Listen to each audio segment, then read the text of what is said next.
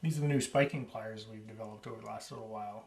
We've taken the approach of spiking pliers and really refined it. Typical spiking pliers are that people may use would be a pair of needle nose pliers, or there's some commercial ones out there that are a little weak, a little small.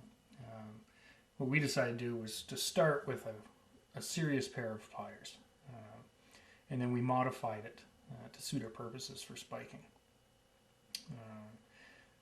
Because I'm left-handed, you can rest assured that all Fast Track's tools will always have a left-hand version for the small 10% of us that use our other hand.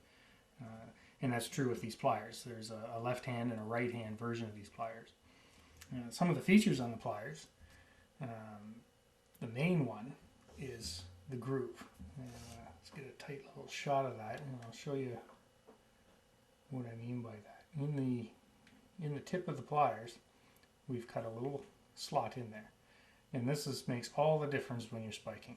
Without a groove in there, 1 out of every 3 spikes will fly out of your pliers and kill somebody. With this little groove in there, it locks it in tight and they don't shoot out of the pliers. Now I'll show you how that works.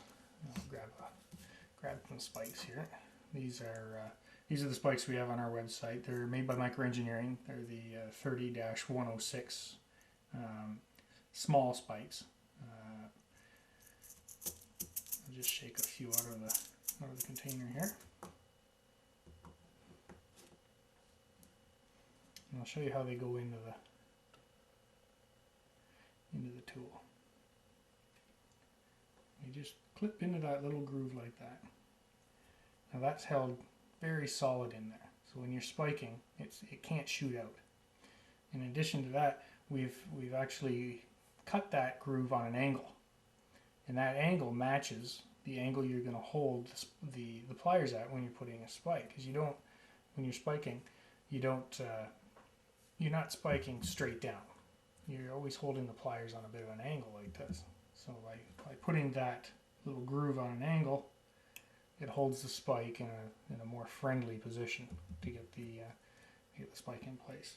There's also a little magnet on the side. This kind of comes in handy to keep your spikes close at hand, or to pick them up after you're done spiking.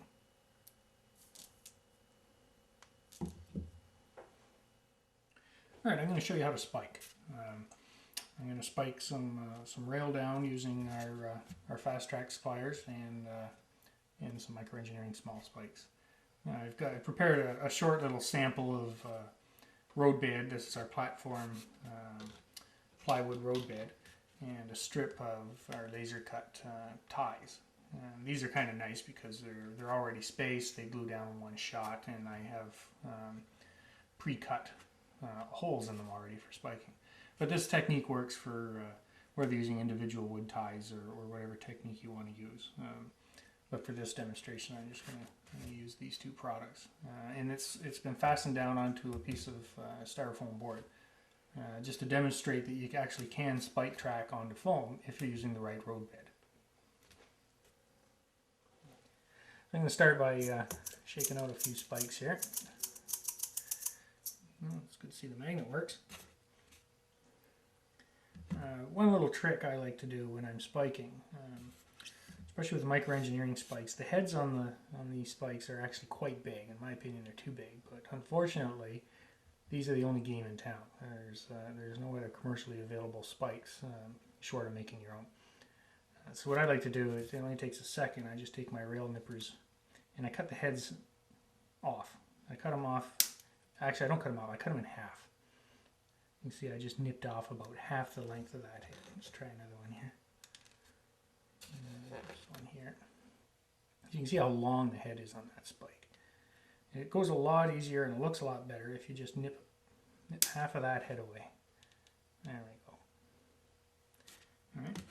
Well, let's spike away here. This piece of rail, I've actually tacked it down with some Plyo-Bond.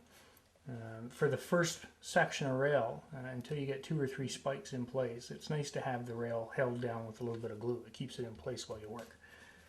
I'm just going to put the spike in the groove. See how that's holding on a nice angle there. spike. Let's start with this spot right here. We'll do the outside rail first.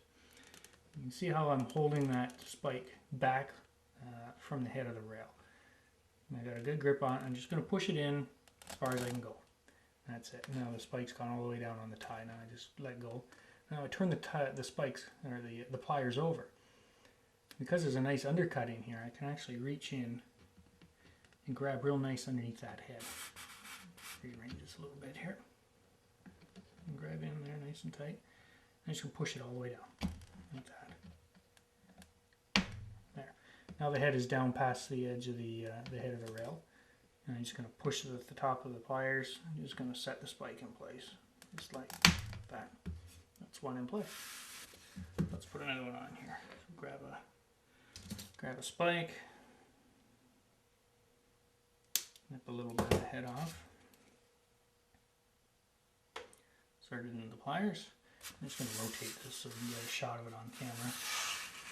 Otherwise I'd be leaning. I'm just going to spike this one in place here. Same routine, just put it in place, push it down, turn the pliers over, grab in underneath the head, push it down, set it in place. And once I get the two spikes in place, I like to straddle the two of them with the pliers, like that, and just give it a good push. Make sure that's set. Give it a feel that that's nice and solid. So let's do another couple. And then grab our spike, nip a little bit of this head out of the way. Lock it in the pliers. We'll do this one here next. This time I'll start with the inside one. Flip it over. Push it in place. And one more.